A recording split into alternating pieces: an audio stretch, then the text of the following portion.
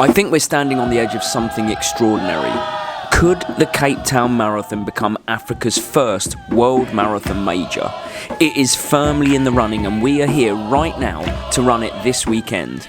But the journey to this point hasn't been plain sailing, and what's to come after is going to be interesting. But for now, we're in South Africa for the first time ever, and we're going to bring the whole experience to you. So with Cape Town being a hot contender to be named that 8th World Marathon Major, you are going to need to know all about it.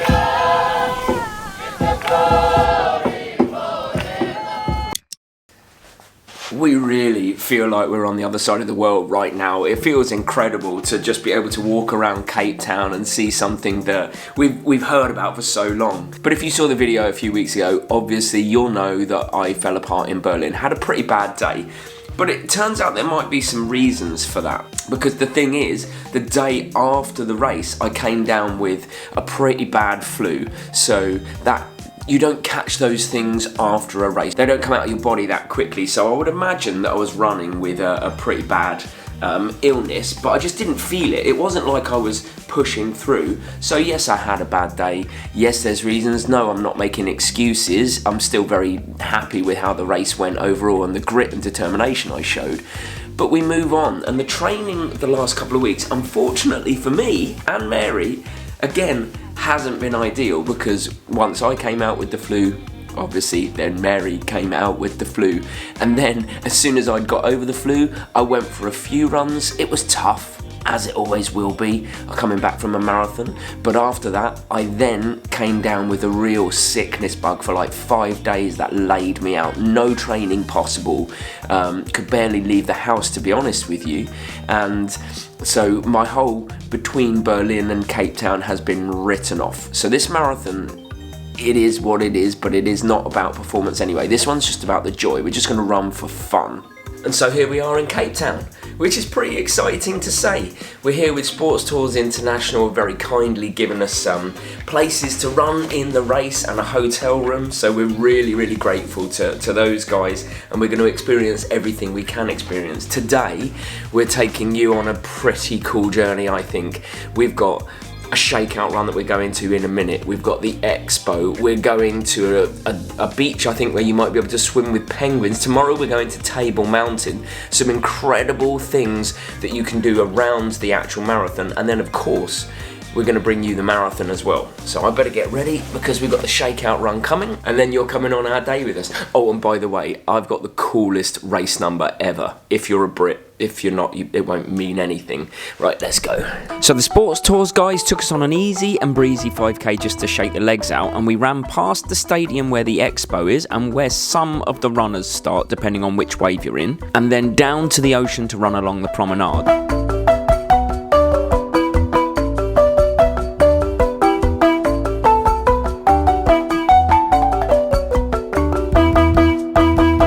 You can't really complain, can you? Look at this. This is our shakeout run. This is the views. To be honest with you, I'm happy. I'll be done here. So it's kind of like 7:20 a.m.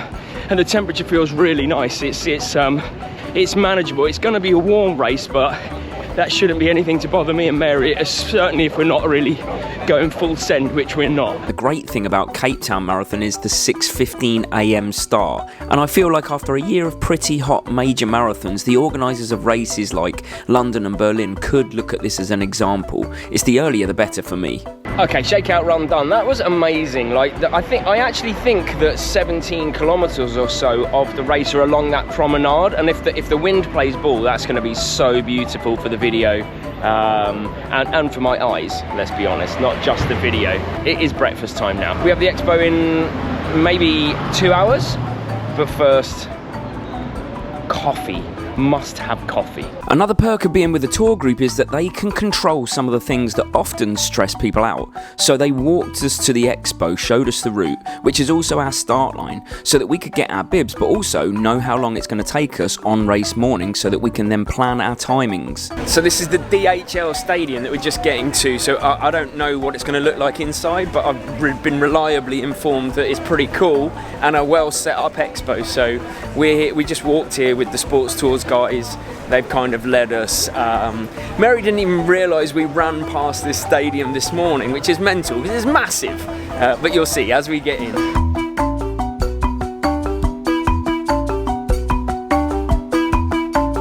And the start of the expo, the bib pickup, it was super quick. It felt chilled, it was well organised. There was no mad chaotic feeling, maybe because there were less people, but it just generally felt more relaxed. We found the name wall, but be sure to know that if you're an international runner, then you have your own wall because we couldn't find ourselves for ages. And also, if you're a small runner, you might not be able to reach your name if it's at the top of the wall. But everything just had a flow to it, a feel of calmness, and we really appreciated that after the madness of some of the other expos that we've been to. This is my thing with these, and what I'm wearing now is that we just don't have a chance to wear them really in Thailand because it's just too hot at all times. So you have these little pockets of time throughout the year where you can wear these tops that you get at each of the races, which are really nice, but are they worth it for the amount of time? Oh, I haven't seen it, I haven't looked in the mirror yet. I think I love it. It might be because it's not a major yet, but it's pretty chill here. Like Mary could have bought a jacket within 2-3 minutes, no queues, no like big kind of race to get to the stuff. And also, you know what? The whole vibe is pretty chill, like just walking around. It's not like the usual majors, but of course it's not a major yet. Might be soon. I felt like that was pretty chilled. I'm pretty happy with that. Yeah, really easy, like not too busy. No. I don't know what it'll be like if it becomes a marathon major, like whether that's going to ramp up or not. But right now, that feels pretty chilled, pretty easy, like quite a nice way for an expo to be. Yeah. Now is... Well, like what's the next thing on the itinerary? The tour we're doing this afternoon, like Cape Point tour. Yeah. Going to, like driving up the coast, getting some views, seeing the penguin colony. Keep walking fast. At the beach. Yeah. And yeah, just having a nice look around at the scenery. So that's part one of the day done, really. We've been to the expo, we've done our shakeout run.